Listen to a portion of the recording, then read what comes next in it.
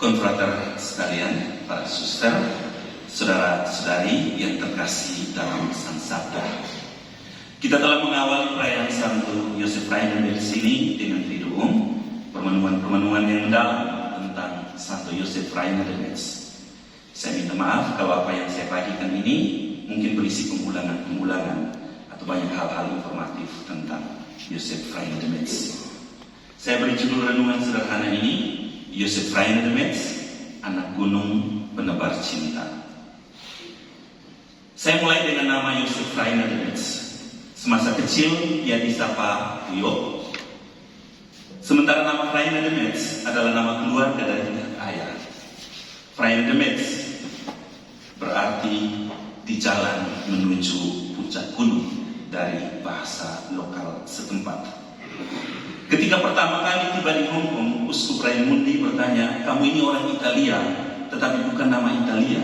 Dia menjawab, "Nama ini adalah bahasa lokal, dialek Tirol, berarti di tengah jalan menuju puncak gunung tempat desanya terletak." Yosef Rainer de Metz adalah seorang anak gunung. Dari deskripsi tertulis atau dari cerita konfrater yang pernah ke sana, desa tempat Yosef Rainer de Metz dilahirkan dan dibesarkan adalah sebuah desa yang indah dengan hamparan lembah dan gugusan gunung yang memancarkan mata para pengunjung. Dari desa kecil inilah formasi iman Katolik Yosef Rainer de Metz tumbuh subur. Dari desa inilah panggilan untuk menjadi imam dan kemudian misionaris bermekaran. Meskipun demikian, saya menemukan satu refleksi yang lain ketika beberapa hari ini membaca lagi buku lama karya E.J. Edwards SPD tentang Yosef Rainer de Metz yang berjudul Man from the Mountain. Yang menarik dari buku ini adalah meskipun diberi judul Lelaki dari Gunung, buku ini tidak dimulai dari kisah masa kecil Rainer de Metz sebagai anak gunung di sudut desa Tirol, tetapi dimulai ketika kedua misionaris sulung itu menginjakkan kaki mereka di Hong Kong untuk pertama kalinya pada tanggal 20 April 1879. Padahal tempat baru ini mereka jarang berjumpa dengan gunung, malah lebih banyak melihat sungai, lembah, dan laut. Ya, Yosef Rainer de Metz membawa pengalaman iman yang kaya dari tanah kelahirannya, pengalaman gunung di desanya di Tirol, ke gunung baru di tanah misi. Cina, Santung Selatan telah menjadi gunung baru karya misinya. Jika di Tirol dan Eropa, gunung adalah formasi. Tempat benih panggilan menjadi misionaris itu tumbuh. Di tanah misi Cina, gunung adalah destinasi. Tempat cinta Tuhan ditebarkan. Seperti namanya Rainer de Metz yang berarti di tengah jalan ke puncak gunung. Bagi Yosef Rainer de Metz, di tanah misi Cina adalah puncak gunung yang meskipun situasinya paling gersang sekalipun. Di negeri Cina lah ia menemukan puncak gunung yang sesungguhnya, dalam arti pemberian diri yang total untuk karya misi, bahkan sampai akhir hayat kehidupannya. Alur yang sama saya temukan dalam bacaan Injil hari ini. Saya coba langsung ke bacaan Injil dari Injil Lukas 10, 1-9. Teks ini dipilih oleh seksi liturgi komunitas. Berkisah tentang Yesus mengutus para murid lainnya pergi berdua-dua seperti anak domba ke tengah serigala. Yang menarik bahwa saya coba membalikkan lagi satu bab di depannya, bab 9. Kisah perutusan Injil ini yang kita dengar sebenarnya tidak bisa dilepas-pisahkan dari cerita sebelumnya di bab 9 Injil yang sama. Di sana ada cerita tentang Yesus memanggil ke-12 murid upah mengikuti Yesus, dan ada juga kisah Yesus dimuliakan di atas gunung mulai dari ayat 28, di mana Yesus membawa ketiga muridnya naik ke atas gunung untuk berdoa, dan saat itulah para murid menyaksikan kemuliaannya. Peristiwa perutusan para murid seperti dalam bacaan Injil yang kita dengar hari ini adalah fase yang lain, karena sebelumnya ada fase pertama, yakni peristiwa gunung, di mana Yesus mengajak para murid masuk ke keningan, dan disitulah mereka berjumpa dengan Tuhan yang sesungguhnya hadir dalam kemegahan kemuliaannya. Dan ini adalah peristiwa formasi, tempat di mana para murid yang baru saja dipanggil Tuhan belajar mengenal Yesus secara lebih jelas. Sementara itu konteks Injil hari ini adalah situasi destinasi atau mungkin juga peristiwa misi. Pergi berdua-dua seperti dua misionaris sulung kita, Anser dan Rainer de Metz. Tuayan memang banyak, tapi bekerja sedikit. Seperti situasi di tanah misi Cina yang juga menjadi satu alasan bapak pendiri kita memulai rumah misi dan tentu yang menggerakkan semangat Joseph Rainer de Metz untuk bekerja sebagai misionaris.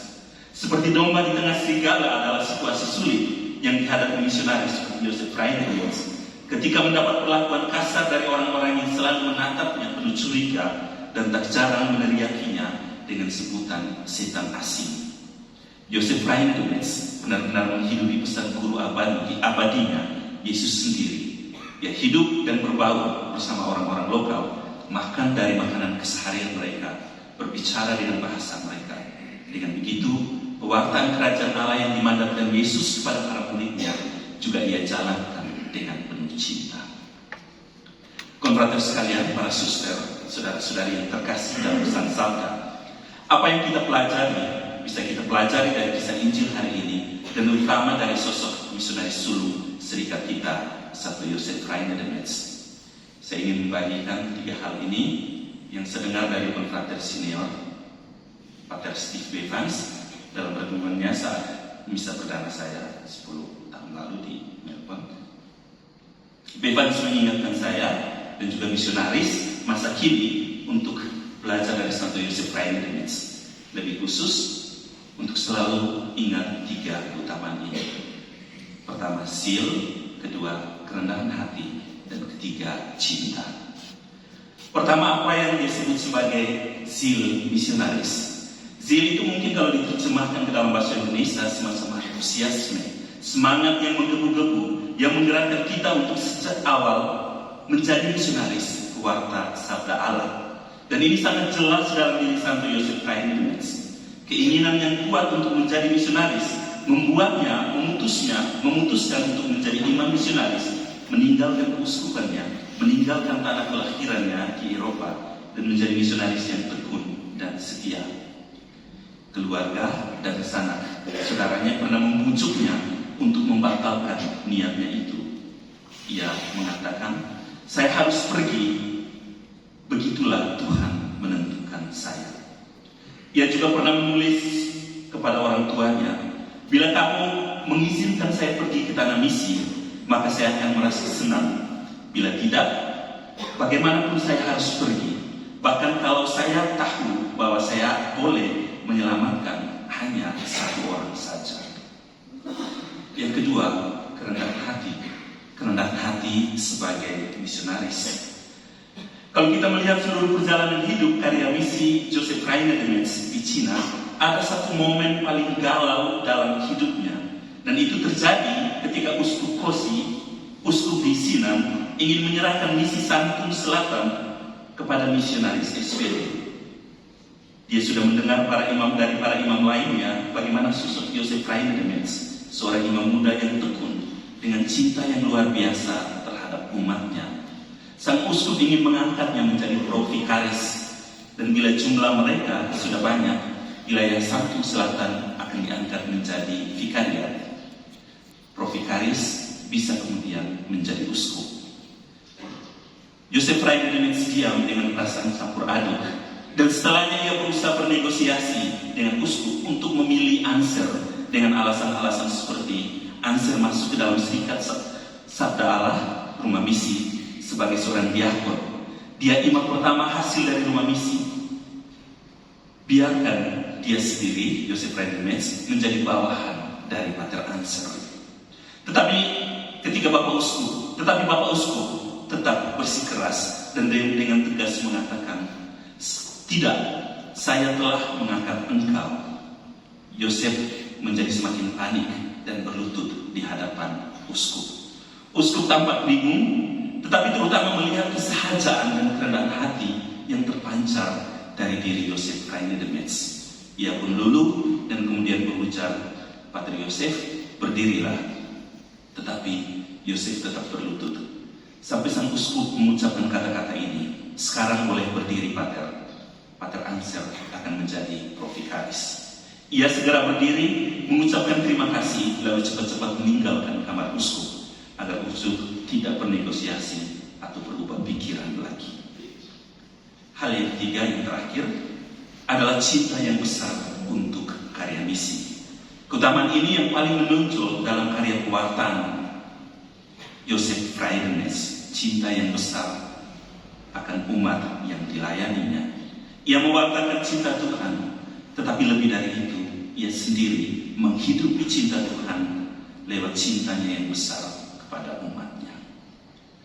Konfrater sekalian, para suster, saudara-saudari, mari kita belajar dari Santo Joseph Friedenes untuk mencintai Tuhan dalam hidup doa, ekaristi, dan juga melalui pelayanan kita terhadap sesama. Kita belajar dari kesederhanaan dan komitmen misionernya yang menggebu-gebu.